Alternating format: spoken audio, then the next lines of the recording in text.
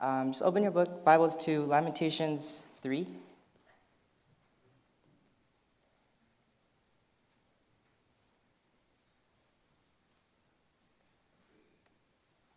And in verse 1 it says, I am the man that has seen affliction by the rod of his wrath.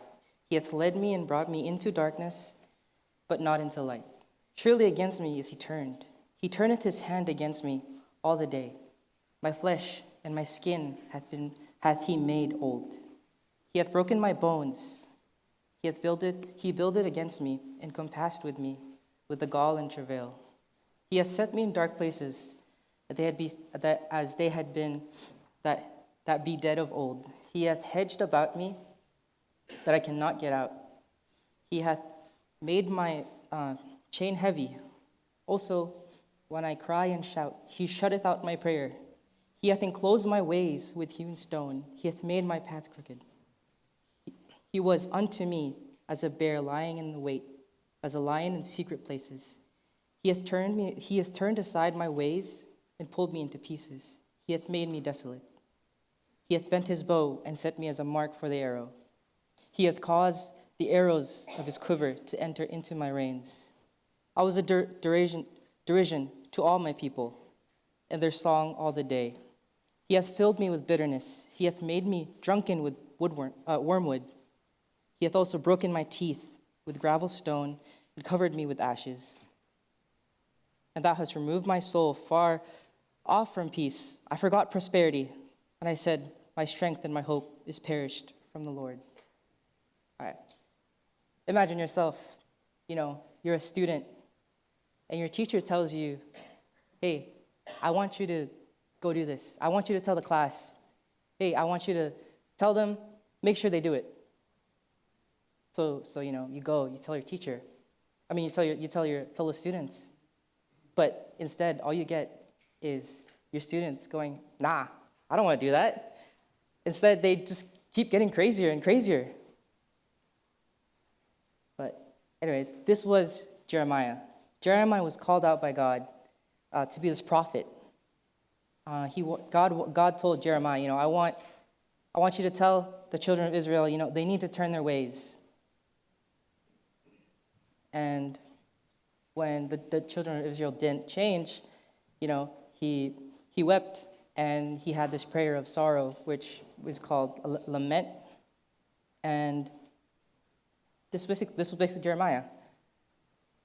When everything around you is in chaos, everything, trials, they just keep coming and keep coming.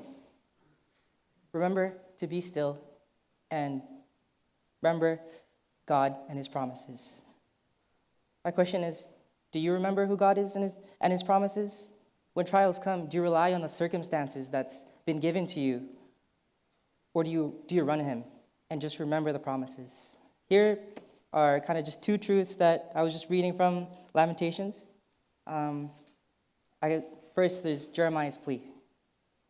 Jeremiah has this plea towards God, and this isn't just a normal a plea, but he's crying out to God about his suffering.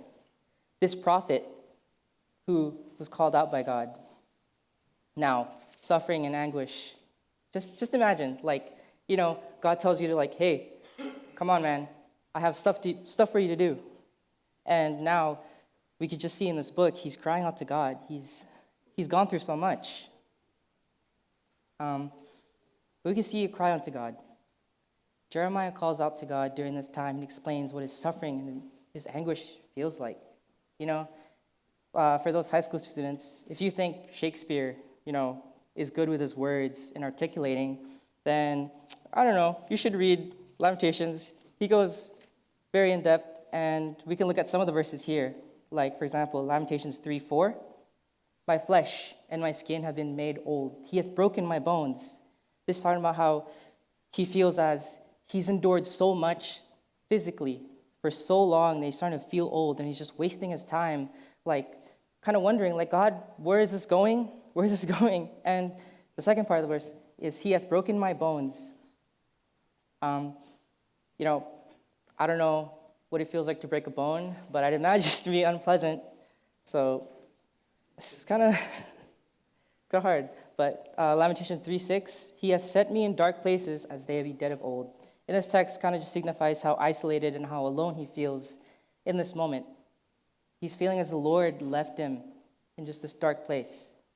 And dead of old is just kind of talking about the people who's been dead and, again, feeling left alone. But Lamentations 3:12, this one, I didn't realize how crazy it was until I was with Pastor Josh. I was asking him, what is this verse? And he was like, dude, don't you know what this means, bro? And he was like, but basically, this is how it feels like the arrow was pointing directly at him. It's kind of like, yeah, where it felt like God sent him on this suicide mission, and he's just been left for dead. So, there's a reoccurring theme of just him feeling left alone by God. So, imagine his despair. Imagine his suffering. Imagine not being able to do anything for your people. But you can't help but to feel responsible. You told them, but they still rejected. When trials come and it feels like just everything just exploding on your face, and you really can't help but to do anything, do we immediately respond in despair, just like Jeremiah did? Do we start to question why God even put us in this situation? Personally, I can't help but to relate as well. There's many times in my life as well where I've gone immediately to going, God, why? Why'd you put me in this? But Jeremiah in this moment saw what was happening around him.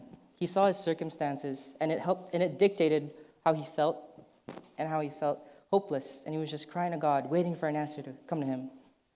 But in verse 19, we can see his attitude kind of changing a little bit.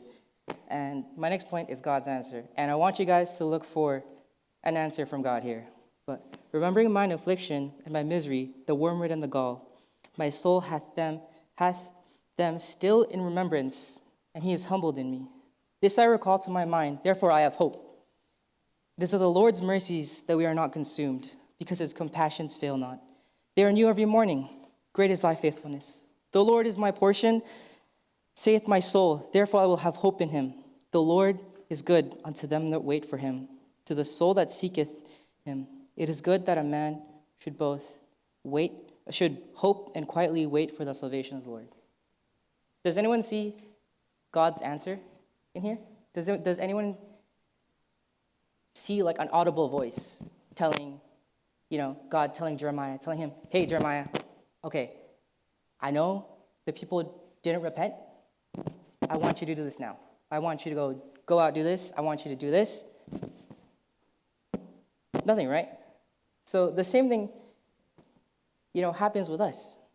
When we get in these trials and challenges, we don't get a big, huge, audible voice from God telling us, hey, I want you to do this. It's okay. We can see that this was a quiet answer. Jeremiah stood still. He waited for God to answer. But he also remembered the scriptures and the promises of God in our text. He goes from crying to God, asking him, God, why'd you do this? God, I've been mocked by my people. Verse 14, I was a derision from all people, and their song all the day long. That's saying how he was literally being mocked by his people. He was clowned on, and I don't know about you, but I don't like it when I get clowned on. He goes from crying and then asking why God does this to praising him. So when I moved into my new house in Marine Drive, my dad decided to get me a gaming table. Now, I didn't know exactly what that is, but it was a gaming table he bought off Amazon. He decided to get me one because they kind of just left me with our small old dinner table that I've been using. But when he ordered it for me, I was super excited. But the thing is, it came in super, super late. But me being me, I was like, I can't waste time. Come on, I need to build this right now. But at this point in my life, I'm not want to brag, but I was like a pro, like furniture builder. I built so many other furnitures, so many times, so many IKEA furnitures. I had it. So I started building. I saw the pieces, I saw the tools, and I was like, okay, let's go. Come on. I want this. And as I was building this, something was off, right? Something was off. I was building the legs, and there was a little support beam that came with that legs. And it looked a little off, but I was like, you know what? It'll look fine. And I get to the other side, and it's off by like 2 inches. And I'm like, it's like 9 p.m. I'm trying to push this support leg like into place, and it's just not working. And frustrated, I stopped, and I did what any like sane 17-year-old would do, and go on my phone and scroll. not to look for answers, but just to watch a couple reels, a couple videos. But after at least like 30 minutes of scrolling through that, going through my phone, I was like, wait, there's a piece of paper that came with that table. There's a white little piece of paper. And, I was like, wait. I looked at it, and it was instructions. And the instructions told me that I shouldn't tighten it so much. I should let it loose and then tighten it later. But I was so focused on, what I knew and what I've already known that I completely forgot about the instructions. It was right there. Oftentimes, again, I said, God doesn't speak to us in a big booming voice. Like, God isn't telling you to, hey, don't get that job. God isn't telling you to, hey, I want you to wake up today. God isn't telling you to make that decision audibly to us. Instead, he lets his word do it for him. The answer didn't hit Jeremiah like a truck or a camel or maybe even a chariot, but it was his remembrance of our God. The scriptures that never failed to tell of the faithfulness and the power of our God. And just like me, it was the answer that was right there, It was right there in front of him. And again, recalling back, there's been multiple times where, a situation in my life, I look back and I wouldn't know what to do. I didn't know how this was all going to end out, but I remembered what God did for me back then, and I remember that, I remembered that remembrance of, God took you out of this situation. God pulled you out of this situation. Was enough for me and gave me the confidence and comfort that I need. And oftentimes, that's just what we all need. We just need the remembrance of our God, what he's done for us and what he will do for us. Again, that gives us the confidence and the comfort that we just need. Now, we can see this hopeful answer. So, Jeremiah finds this answer, and it gives him a new hope. Hope that could be trusted and leaned on. I mean, what better time to really just lean on God, just to trust him in a moment where your people don't listen to you, but instead just reject you. But this hope was a reminder of who God is and what kind of God he is. Just the remembrance that whatever God put him through, God will be faithful.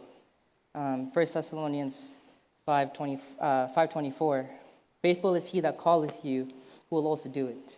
And again, we can also see in Lamentations 3:37, which is a little bit ahead, but he says, who is he that saith, and it cometh to pass when the Lord commandeth it not?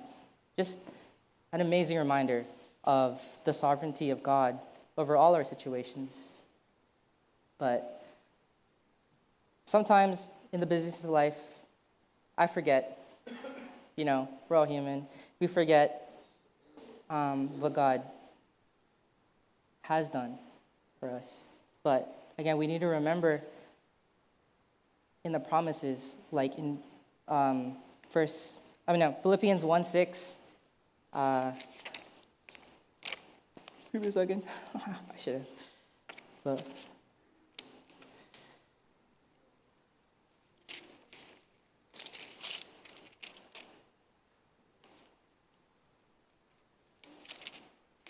oh, 1:6. Being confident of this very thing, that he which hath begun a good work in you will perform it until the day of Jesus Christ. You know, God will continue to work in us. So rather than just looking around, seeing the bad things happening in our circumstances, let's put our confidence in Him. When we recall to see the trials and challenges God has given us, you know, we can see that in those situations, He pulled us through, and God has a reason for those situations, and sometimes we don't really even know. Like he knows the reasons for them, but oftentimes we don't know. But regardless of that, regardless if we know the reason or not, again, let's continue to just look towards Him. Remember the scriptures, you know, Romans, 8:28. Oh, I should have marked these ahead.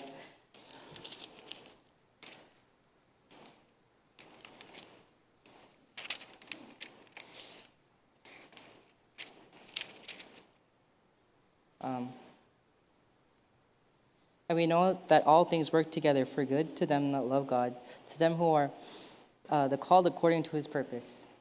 You know, we need to continue to remember these scriptures that have proven His work, has proven His promises, and that He continues to keep them.